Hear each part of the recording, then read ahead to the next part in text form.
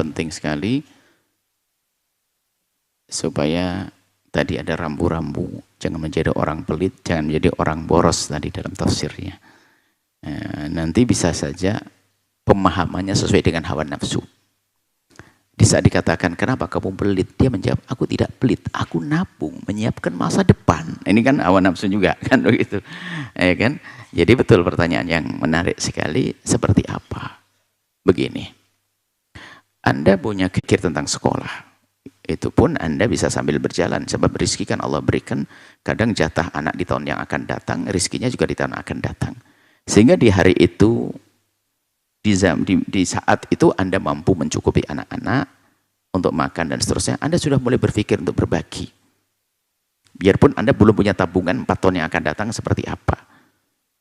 Karena apa? Yang memberi rezeki setiap hari adalah Allah juga.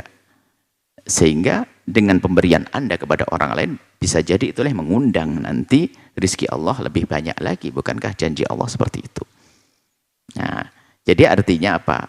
Penting di saat seperti itu, kebutuhan mendesak Anda terpenuhi. Kemudian setelah itu Anda jangan lupa untuk bisa berbagi pun. Yang repot kan begini, Anda punya utang. Insya Allah bukan Anda tidak punya utang. Saya memberi contoh itu nggak tegaan. Kalau ada orang punya utang, saya ngasih contoh yang baik-baik ya untuk Anda. Adapun untuk dia itu siapa saja. Ada orang punya utang, belum beres, sok berderma, mana mungkin diterima. Anaknya mau mau sekolah dia, pembayarannya belum ada. Maka bagaimana dia akan berderma? Atau sebaliknya, dia niruti hawa nafsunya. Masa depan anakku, memasakkan anaknya sekolah mahal dia, sementara gajinya pas-pasan. Itu adalah israf, berlebihan hawa nafsu, nyiksa dia. Suatu ketika ada seorang perempuan datang kepada kami bicara tentang masalah keuangannya. Dia nggak punya kerjaan, suami nggak ada. Anaknya setiap bulan berapa per bulannya? Per bulan anak saya masih TK atau SD kelas 1. Per bulannya adalah 1.200.000. Saya kaget. Anak kami 1 bulan 75.000. Jadi dia yang sebulan 1.200.000 ngadu kepada anaknya yang sebulannya 75.000. Saya bingung ini cara berpikirnya gimana. Saya jawab seperti apa. Jadi gaya hidup. Jadi kalau anaknya bersama orang kaya, kayaknya langsung jadi kaya dia. Kemudian gaya hidupnya ibu-ibunya, wali santrinya itu kan gaya shopping, pamer tas, diajak belanja, kuliner, bapaknya nyungsep tambah hutang. Nah ini kan gaya hidup yang salah itu. Anda tertawa bukan karena Anda pelakunya kan? Tobat kalau begitu. Bisa hidup lah. Seperti itu, jadi biasakan. Makanya ada kehidupan yang diajarkan Nabi, kesederhanaan. Biarpun Anda punya harta melimpah. Karena kesederhanaan itu menjadikan Anda langsung termanage bagaimana berbagi. Tapi gaya hidup yang salah, susah berbagi. Kenapa? Gaya hidup. Dia mau bangun masjid, mau fakir miskin, kepikiran ganti mobil.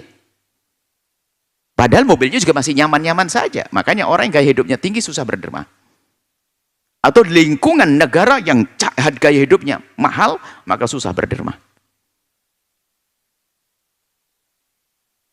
Orang yang cara hidupnya sederhana, anggap saja dia penghasilan besar. Tapi gaya hidupnya biasa, begitu mudahnya dia berderma. Maka ukurannya adalah Anda harus mencukupi untuk urusan diri Anda, keluarga Anda. Ini yang inti, yang dasar. Setelah itu Anda bisa mulai berderma dan sebagainya. Anda punya pertimbangan, bukan berarti wah menghayalkan anakku hidup 100 tahun dan sebagainya, atau hidupku panjang ini. Jadi pelit nanti, tabung tidak berderma. Ada keseimbangan nanti. Setelah Anda, misalnya Anda menabung sah, supaya Anda tidak merepotkan orang. Tapi di samping itu Anda harus berbagi pada orang. Berbagi. Nabung ala kadarnya, secukupnya. Dan sah saja Anda menyatakan bahwasanya anak saya harus punya rumah. Tapi di dalam perjalanan Anda menabung, tidak serta-merta semuanya harus Anda tabungkan. Mungkin biasanya Anda menabung 10.000, 100.000 per bulan. Oke.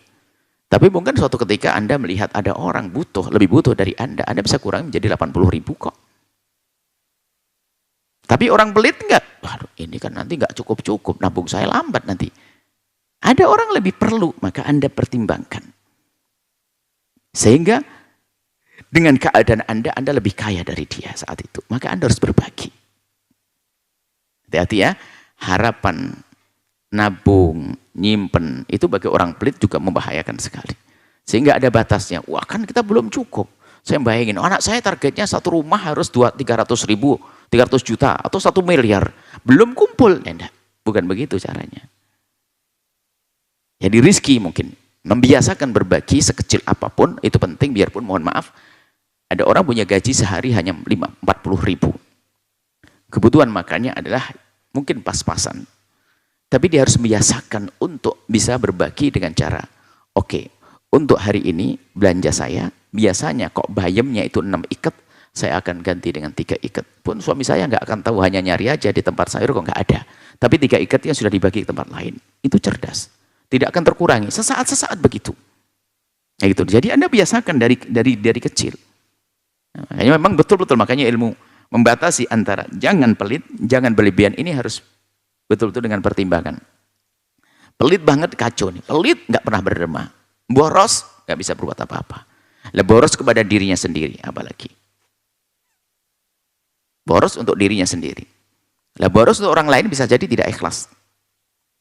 Hanya pengen disanjung manusia. Itu kerja di kota, kalau pulang ke rumah tuh pengen dianggap sukses. Ngutang itu, bagi-bagi dibilang sukses. Boros, wah bagi. Sehingga saya tahun depan nggak berani pulang. Kenapa? Kalau saya pulang saya harus keluarkan 15 juta bagi-bagi tetangga. Iya, biar dibilang kamu sukses ya.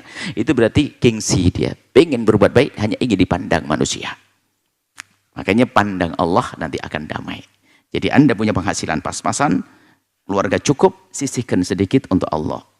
Nanti secara otomatis jika cara hidup Anda terus dimulai dari ini, di saat rezeki Anda semakin banyak, lihat derma Anda semakin banyak. Semakin banyak, tidak boros, tidak pelit. Tapi dari awal lihat, anaknya belum punya untuk bayar. Dia foya-foya. Beli, gedekan televisinya. Ganti motornya, motor yang pertama. Handphone gonta-ganti. Oh, rupanya ibunya suka main handphone. Ini model-model begitu tuh bermasalah. Bagaimana anaknya tidak bisa bayar 4 bulan, datang kita kelihatan tas ibunya bagus. Mobilnya di pinggir, agak jauh parkirnya. Biar nggak ketahuan kalau pakai mobil. Ini gila orang tua semacam itu. Dia menyetorkan anaknya ke pondok, tapi tidak ngasih makan. Seperti taruh di hutan. Kan bahaya itu. Makanya ada orang senang-senang untuk dirinya sendiri, di rumah anaknya ditinggalkan. Suami makan senang ke kafe, senang makan enak-enak, istrinya kasih garam. Ya nggak boleh begitu. Itu namanya boros ya. Ya nggak benar. Jadi ayo kita adil. Wahai para suami, menafkahi anak istrimu adalah istimewa. Lebih gede pahalanya daripada engkau berderma di tempat jihad di jalan Allah. Tapi di saat Anda sudah mencukupi anak-anak Anda secukupnya, kemudian Anda berpikir orang lain, hidup hati Anda. Itu yang akan menumpahkan keberkahan. Semakin lapang rezeki Anda setelah itu. Ini saja, wallahu alam bissawab.